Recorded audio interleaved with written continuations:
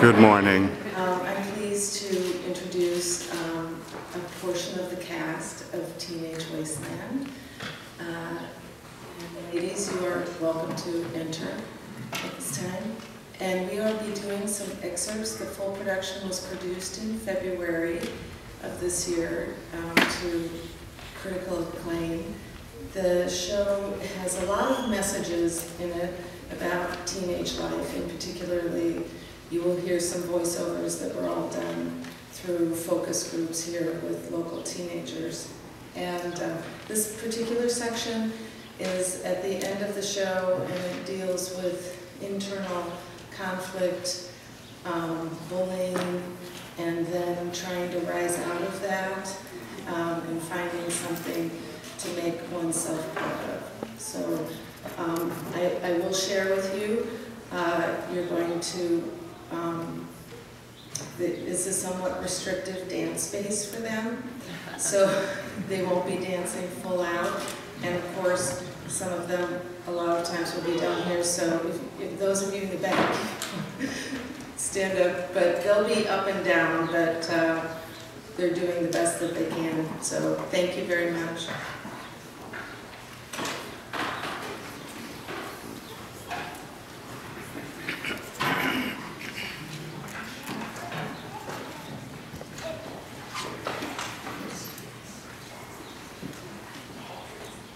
She didn't really want to be accepted, but everyone was so mean to her. If you weren't mean to her, then you were considered like weird.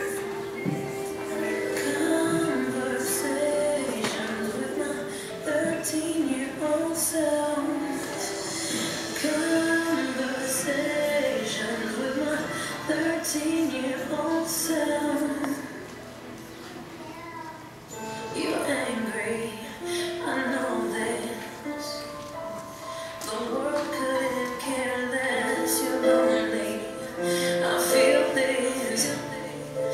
And we wish you were the best. No teachers or guidance, and you always walk alone. You're crying at night when nobody else is around. Come over here and let me hold your hand and hug you, darling.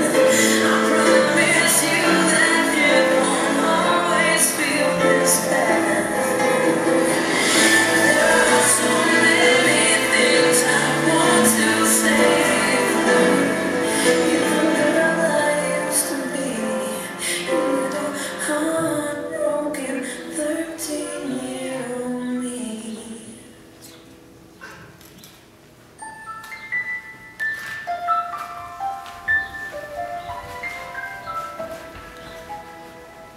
You're laughing, but you're hiding. Gotta know that trick too well. You forget that I've been you, and now I'm just the shell. I promise I love you. Everything will work out fine. Don't try to grow up yet. Oh, just give it some time. The pain you feel is real. You're not asleep.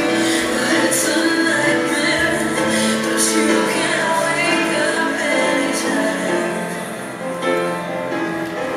Don't lose your passion over fire that's inside of you. You're the girl I used to be. Complicated 13-year-old me.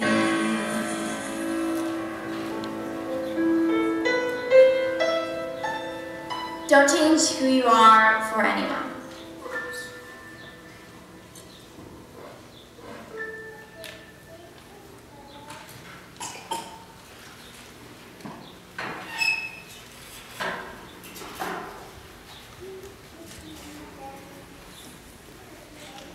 Turn it down so I can hear it.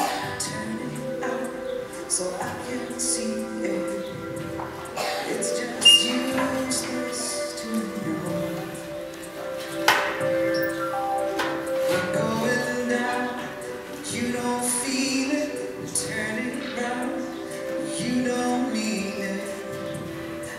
can't stand it anymore. When the whole world sighs and it's making you so deflated, I've got a light, though it refuses to shine. I've got a life, it ain't over, it ain't over. I've got a way, it's the only thing that's mine. Got a way. All I'm asking for is tenderness, a little tenderness.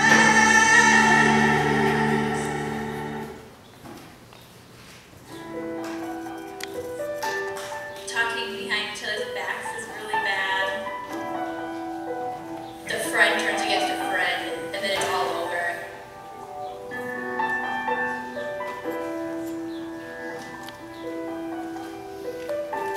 Any single person in the hallway can look at a bully and recognize that.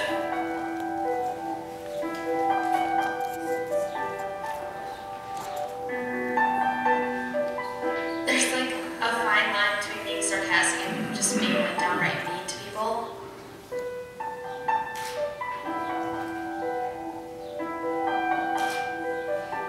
Obviously a real problem, especially with the introduction of cell phones, texting, text bullying.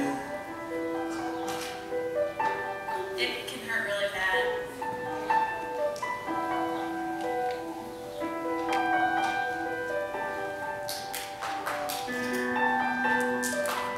With the guys, it's generally it happens right to their face and not the backstabbing type of thing.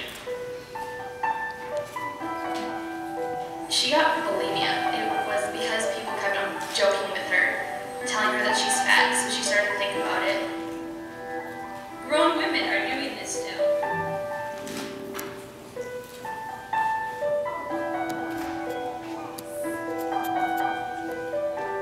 Lately, the guys have been little bitches too.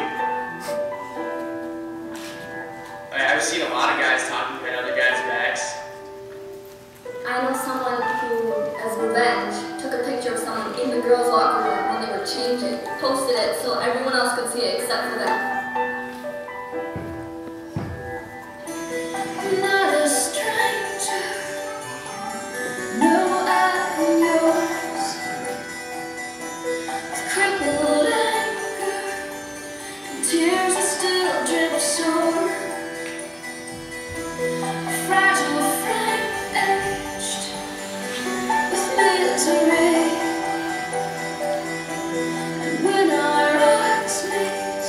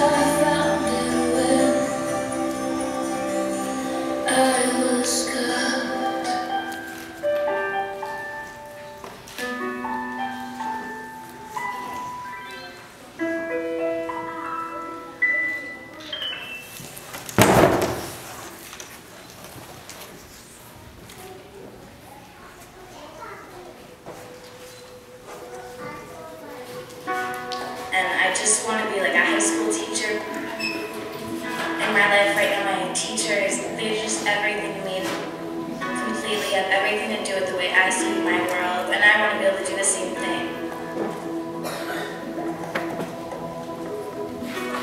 I look into the window of my mind.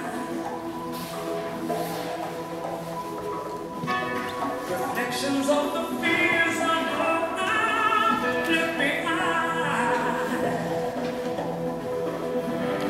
I step out of the ordinary. I can feel my soul ascending. I'm on my way. Can't stop me now. And you can do the same. Yeah. What have you done today to make you feel proud? It's never too late to try. What have you done today to make you feel proud? You could be so many people if you made a referee. What have you done?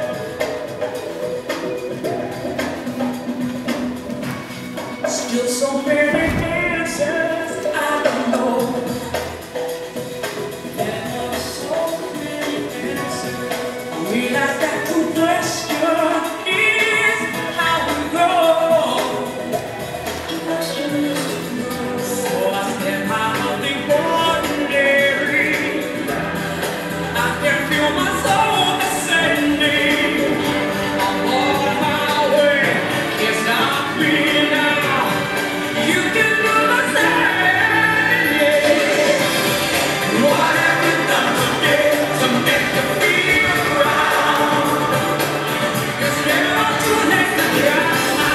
What have you done today to make you feel proud?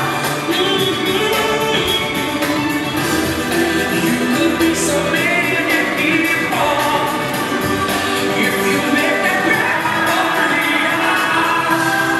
What have you done today to make you feel proud? Yeah, we need a change. Yeah, do it today.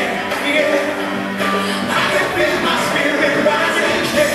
Yeah, we need a change. Yeah, so do it today. Yeah, 'cause I can see it later. What have you done today to make you feel proud? Let me keep that. Let me keep that. Let me keep that. So what have you done today to make you feel proud? Yeah, 'cause you could be so many people. Just make that referee now. So what have you done today to make you feel proud? And yes, I'd like to be known for something.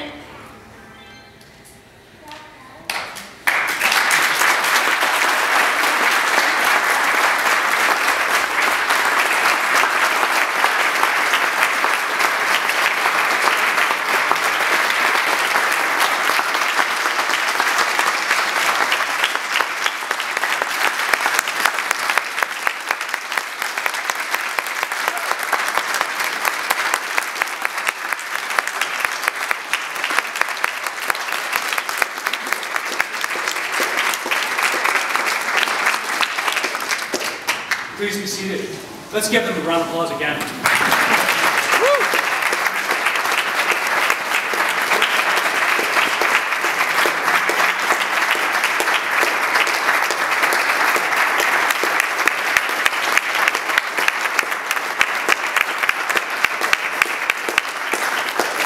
Would you mind just staying here for a moment? Have a seat here. Let's, could you give us your first name? Miriam. Miriam? Caitlin. Alexandra. Renee. Elise. Lily. Emily. Monica. Krista. Bridget. And it's a blessing to have you here. Thank you for your message. What's this meant to some of you to be able to share this message with other people, other classmates? What's it meant?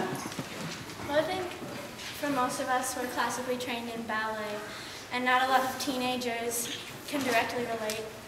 So it's fun to be able to dance a message and about meaningful topics that teenagers actually want to listen to, and it's a good way to express how we're feeling.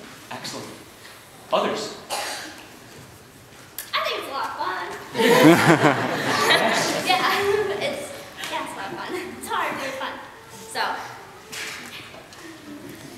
Any of you experience these same kinds of words? Loser, misery, liar? Any peer pressure in your lives? Yeah. Other questions any of you have for our dancers? Oh, come on. Come on.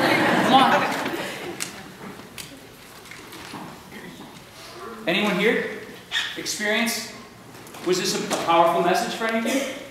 What was significant about it, Jessica? Wow. No, I just think it's a good way, kind of like Miriam said, just like it's not talked about sort of sometimes. People try and hide it, and it's a good way to have an opportunity to express it sort of. Yeah. Also, most of the time when people, like teachers, talk about this, it's usually given like a PowerPoint presentation, and that's not really that interesting. Whereas people dancing in front of you, it kind of catches your eye. Please, Andrew. I've been a company here at Mayo High School for the last 3 years, and you'd be surprised how many people come down and talk about these exact words being said in our school. So it is a problem that we need to address. Caroline? Well, I'm no longer a high school student, but I was kind of picked on and teased about things in high school, so I kind of know some of the feelings, but this was a great way to, like everybody else has said, it's a good way to, get the message out in a very expressive, musical way. Absolutely. Others, please. Sure, I apologize. Yes. One person said when some of these themes are presented at school, it's often a PowerPoint presentation, and this is much more engaging than a PowerPoint presentation. Another person said that they've been a mediator counselor at Mayo High School the last 3 years. These very same issues students come in with all the time, and they feel the same kinds of issues that these dancers talked about. And it was a powerful message. Others, please. I'm just wondering, after you've done a presentation and you've performed, do you ever have young people come up to you that you know or don't know that confide in you or look to you for support? I know that I have received emails, and we tend to put that out there for students, well, anyone, it can be anyone. I've actually received emails from parents or adults as well. And I think for the cast, what this can do for them, even if they have not had the experience personally, to the extent of, let's say, that 13-year-old self-girl. I think everyone on some level has had some sort of intimidation or bullying, but that it makes them more aware. And I think that's what the goal is for the audience in general when we present these pieces. There's a lot of lighthearted things in the show as well. It's not all as heavy as what you saw today. But that it gives people something to talk about that, like let's say a parent-child relationship. They can say, well, what did you think about, as a parent, you can say, what did you think about that 13-year-old self piece? Or does that ever happen at school where you're talking about a sensitive issue, but it's through what they saw on stage versus sitting down at the dinner table or something and say, well, I want to sit down now, have a talk with you about bullying, or I want to have a talk with you about sex. That's, you know, so the show is a vehicle for those conversations and to make people aware. But in particularly, I'm interested in, you know, like what you said, all right, these things are presented at school. This helps to bring awareness, but it's like, what can we do beyond that? Okay, it brings awareness, and that's what we're starting to work with some of the community leaders with this show, and also the Diversity Council and boys, you know, just we're trying to pull in as many communities as possible because people think if it's not happening in my family, it's not happening. But we all, I mean, you're all here today to reach out to one another. And so that's what we try and do with this show, and we just want to keep reaching out. Bert? I think that the first part could bring back some painful memories with us adults. I think that also we know that those painful memories go into the background, because after you get older, people don't usually bully. But I also like how it ended, where people could do something to be proud. And that's within yourself to be proud. And I think that was important. Thank you. Yes? I have something similar to say and then a question. I have news, girls, that some of these issues continue on even when you get old and gray, like many of the people in the audience. And I'm just wondering, did your participation in this help you to feel more empowered about speaking out? Because you'll have to continue with those skills as you get older. So do you feel better about standing up when you see oppression or somebody whose rights are violated or is being picked on or felt down? Has it made you feel more comfortable and empowered to deal with those issues by participating in this? Yes? Yes, yes. Well, I can speak on our behalf. What you've done today has made us feel proud. And I hope it's made you feel proud, because this message is really an important one. And we're pleased to have welcomed you and sharing your gifts with us, and your energy was a great blessing. Other kinds of questions? Yes, Anne. This isn't a question, but for those of us who grew up and who raised our children before the age of cell phones and Facebook and Twitter, a presentation like this just brings home how difficult it is to be. Slight pause. One of the first things we do as creators, myself and actually the chief choreographer of the show, Jeremy Plummer, who lives in Chicago, is we gave the cast a piece of paper, and we also do this with the focus groups that we bring together of different teenagers, and we say, you know, write down 15 or 20 words that describe your life. And then I collect those, and it was really a wake-up call to me, and also a little heartbreaking in the sense of 90%, possibly even 95%, the first word on there is stressful. It's not, and I don't get to something like fun or enjoyment until like word 3, 4, or 5. So I think that speaks to what you're saying about that, you know, technology can be a great thing, but these kids can never get away from it now. You know, when I was growing up, many of you growing up, we were bullied at school. You know, you could go home and there was a sanctuary there, hopefully. That's not the case anymore, because they turn, you know, their phone goes off, it's Twitter, it's Facebook, you know, it's all of those things. They just can't get away from it. And so there's something in our culture and in our society that, for me personally, I feel we need to change to address the fact that these kids are under so much stress. So, and not that they don't have any fun. I mean, this is fun for them. It's also stressful, I guarantee you. Working with me is not. But anyway, I don't know how we all feel this, and I don't know how to work as a community to make it different here for kids, but we're trying to do our part. I know you all try and do your part as well. So, Randy, did you have a question? Are there other venues to see the whole show? Not until we may be doing it in May of 2014.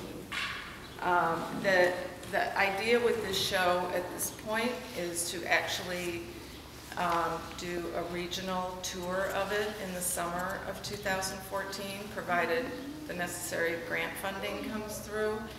And we would probably do the kickoff to that tour in Rochester. So I'll make sure that if that happens, that because the whole show is pretty incredible. Yeah. Oh, Brad? I just want to know if they're from Rochester. Are they from Rochester? Minnesota. And then we have what from Cass? Maryville. Casa, Okay. Keota. I think everybody else, right, is from Rochester. Yeah, from the area. They're not married. No. They're not married. Yes, Erica. I know you must. Pardon me? Are you currently performing in the schools, or I mean, where has this been or not been? If you're not performing for major audiences till a year from now, what's being done with the excerpts of the whole program? Well, we did perform the whole production in February at Mayo Civic Center, and we've done little excerpts at different places that we've been asked since that time. It's somewhat challenging depending on what the space is. So you're lucky to have, because we've been asked by other churches, but they just didn't have the space. So you're fortunate to have this. It's nice. But anyway, we've gone into the schools a little bit. We didn't so much this last time because we changed so much in the show. We really needed the time. Because the show was originally produced in 2005, 5, 7, and 9. And it changes every time, but we changed a lot of it this last time. So we didn't go into the schools. But of course, we will do that in the future, mainly because that's where the show, it's hard to get the kids to us. It's easier for us, but it's not the easiest thing to get into the schools either. Yes, Brad? I just want to know what's the name of this group of people? Minnesota Ballet Theater. Minnesota Ballet Theater. Yeah, and the show's called Teenage Wasteland. Teenage Wasteland. Yeah. Let's thank them again.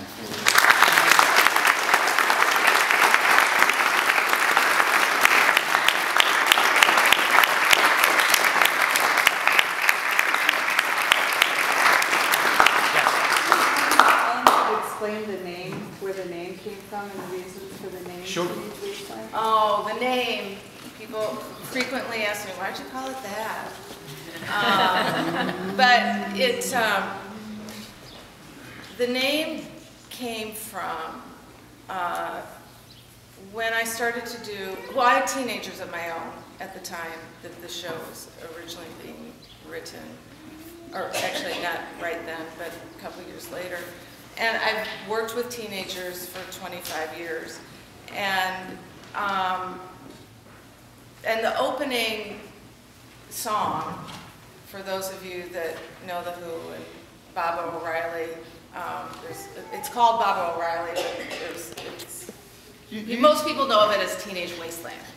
And the whole, that song is not about what people tend to think about is drugs and alcohol. It's actually about how teenagers have a lot of energy, a lot of good ideas, and a lot of times they're just overlooked. And we don't pay attention to them because we say, oh, they're teenagers. Those are hormones, or those are something else going on, that they're not real people yet. And so I look at them quite differently.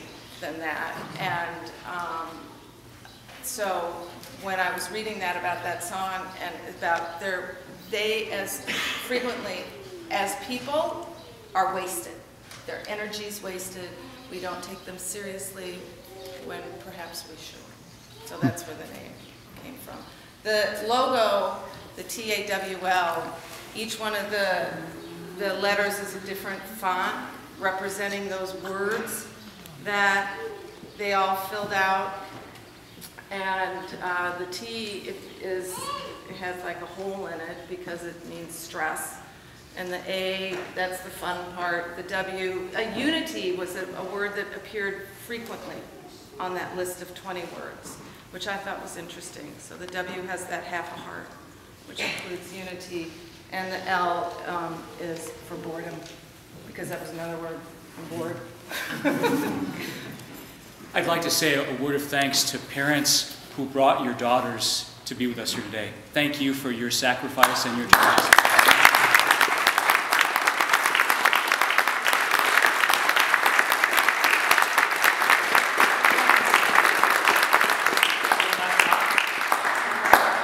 There we go.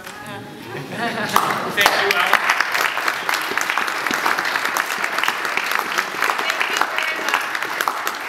Appreciate the opportunity. Thank you, too. Thank you.